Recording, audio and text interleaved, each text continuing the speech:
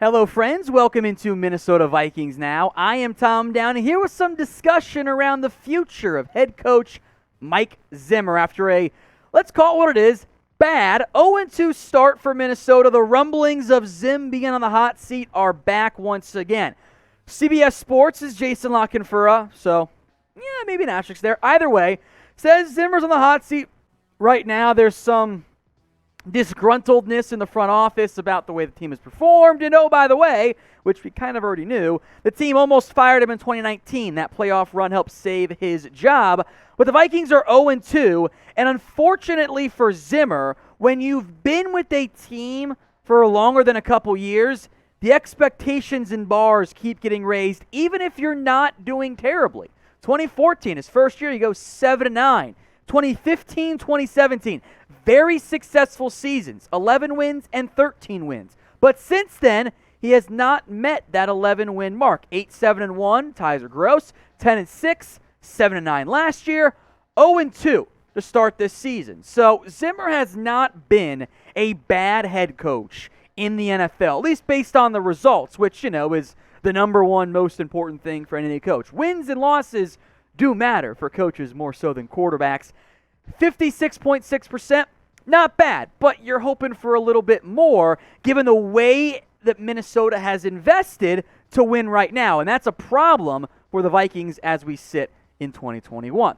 So I want you guys to be honest with me. Do you think that Mike Zimmer is on the hot seat? Type Y for yes, you think he is, or type in N for no, you're not sold that's the case right now for Zim. I think, unfortunately, despite I think he's a decent coach, I think he is on the hot seat. And this is going to be a no-duh comment, but Zim's got to win more this year. If the Vikings miss the playoffs, they win 7 games again, man, they might try to move on. And it's not all Zimmer's fault. There's plenty of outstanding issues there. But I will make this note. I don't think Vikings ownership and front office is happy watching the Vikings struggle early on after watching their former OC, Kevin Stefanski, have a lot of success in Cleveland. That type of thing tends to get head coaches fired maybe a bit earlier than they should.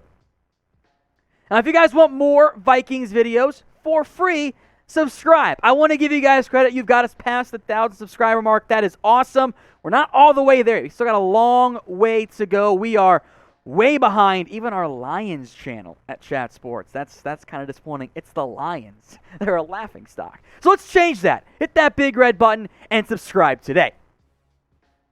There's always buzz around the future of Kirk Cousins. Fair or not, that is just the reality of how life works in the NFL. And there's articles saying, Kirk Cousins underrated, he's playing great. And also articles saying, Kirk Cousins is terrible, Vikings got to move on. Minnesota is 0-2. I don't really want to blame Cousins for that. I'm looking at defense and special teams more so on that area, which is also why there's some buzz around the future of one Mike Zimmer as well.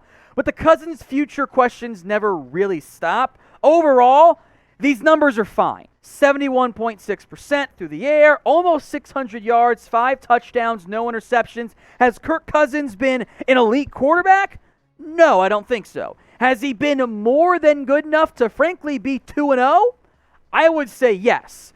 But this is a pivotal year for Kirk Cousins with his future with Minnesota as it relates to maybe there's a different team that could go get him. I'll explain what I mean in a second. But first, I want you guys to get your votes in. What would you do with Kirk Cousins after this season, the divisive quarterback himself? Type K for you'd keep him, or type in D for dump him. Now, for those of you who want to dump Kirk Cousins, and I know there are some of you guys out there, the contract is a significant problem for Kirk Cousins. He has a $45 million cap hit in 2022, an obscene figure. It's also the last year of his contract, so you'd either have to extend him, add some fake years to his deal to get that cap hit down in 2020, which is very possible if Minnesota keeps him. However, he's going to be tough to move. 0 in savings with a release. All that $45 million is fully guaranteed. Not great. And $35 million could be saved if you could find a trade partner. But who wants to trade for Kirk Cousins right now? At $35 million? I'm not sure. The Vikings' future plans are a bit awkward, and maybe tricky is a good word for it right now, because they've built a roster that's goal is to contend right now. The problem is, they're not really contending. So then what do you do with a high-priced quarterback in the last year of his deal if you're not truly a contender, which could be the case this time next year? If that's an awkward spot to be in for Minnesota. So frankly, I think these next 3 or 4 games are massive for Minnesota. If they keep losing, they might got to adjust their future plans sooner than they wanted to do.